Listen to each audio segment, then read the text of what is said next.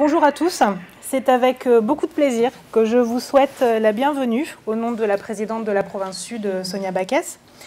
Beaucoup de plaisir, mais aussi, je ne vais pas vous le cacher, beaucoup de curiosité, car bien qu'ayant quelques affinités sur la chose numérique, je vous avoue que la géomatique m'était encore un petit peu inconnue. Et pourtant, à la lecture du programme de cette 13e journée, on ressent non sans mal tout l'apport que cette discipline insuffle dans notre quotidien, mais aussi au sein de nos différentes collectivités et institutions. Nous en sommes bien conscients, cette journée est une journée importante pour vous. Tout d'abord parce que c'est une mécanique organisationnelle bien rodée depuis maintenant 4 ans, qu'elle s'est améliorée d'année en année et que votre communauté, si je puis dire, regroupe aujourd'hui plus d'une centaine de personnes. Importante également de par ses préoccupations d'ouverture, d'échange et de collaboration perpétuelle. Avant d'autres, vous avez et vous savez collaborer, mutualiser, optimiser, et j'aurai l'occasion de l'aborder par la suite, d'économiser aussi. S'agissant de la dimension information géographique portée par la géomatique, elle s'inscrit parfaitement dans la volonté de notre collectivité de conforter résolument sa transformation numérique. Les objectifs fixés par notre présidente sont sur ce point ambitieux et nécessaires. La province Sud doit ainsi largement développer ses services numériques et approcher le zéro papier. Dans cette perspective, l'information géographique reste à la fois un vecteur efficace de recueil et de diffusion d'informations et un élément indispensable d'aide à la prise de décision et en particulier face aux défis environnementaux. Point non moins négligeable par les temps qui courent, son développement est désormais appuyé par la baisse des coûts, permise notamment par l'usage des drones, outil devenu incontournable mais surtout reconnu dans le domaine de la topographie, du suivi de l'urbanisme ou encore du domaine de la production agricole, et accompagné de nouveaux modes de tarification des images satellitaires.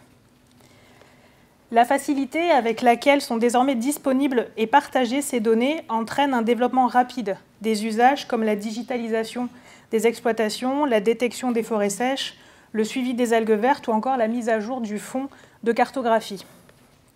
Sur les 2 dernières années, la province Sud a ainsi pu réaliser sa couverture totale et exprimer sa volonté de pouvoir actualiser le territoire provincial de façon annuelle et en partenariat avec les 2 autres provinces et le gouvernement.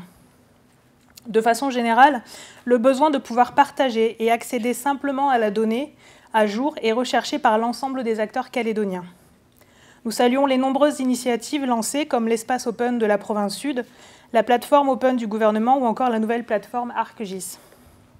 Cette facilité, ainsi que les contraintes budgétaires actuelles, rendent plus que jamais cette collaboration nécessaire entre les partenaires.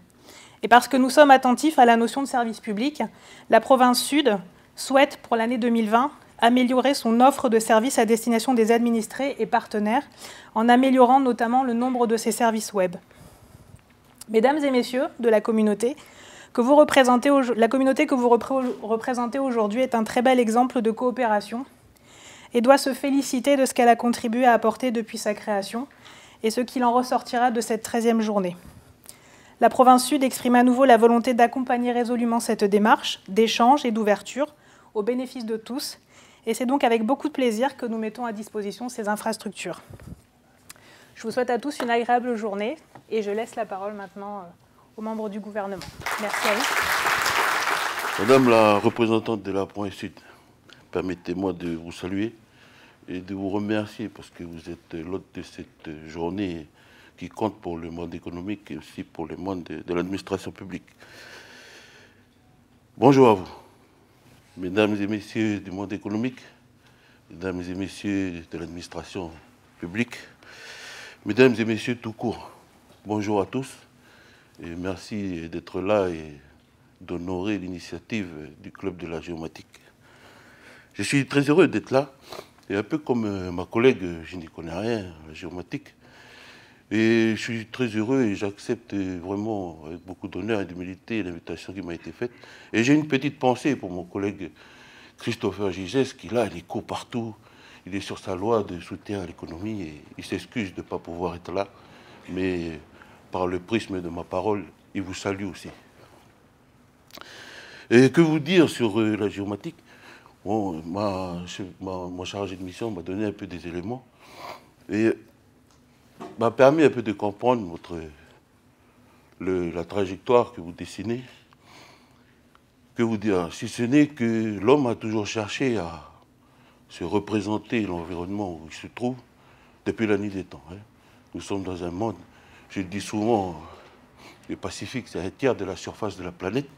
Et pour y survivre, on a intérêt à vraiment le comprendre pour pouvoir survivre dans un environnement où c'est essentiellement de l'eau.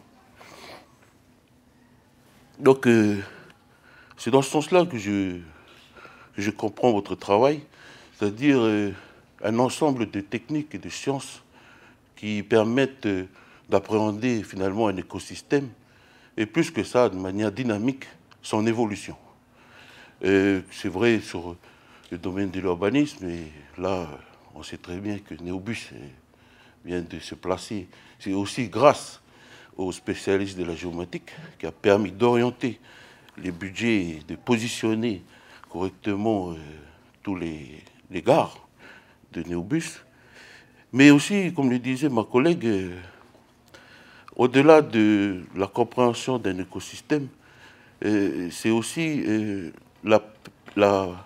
aider les politiques que nous sommes, les décideurs, à finalement orienter de manière structurante les investissements.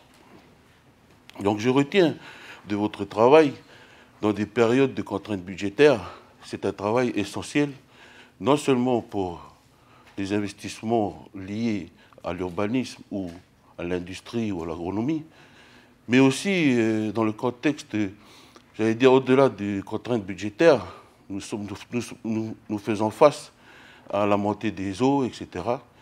Et j'ai une pensée particulière pour les gens de Wailou qui ont vécu une tragique événement.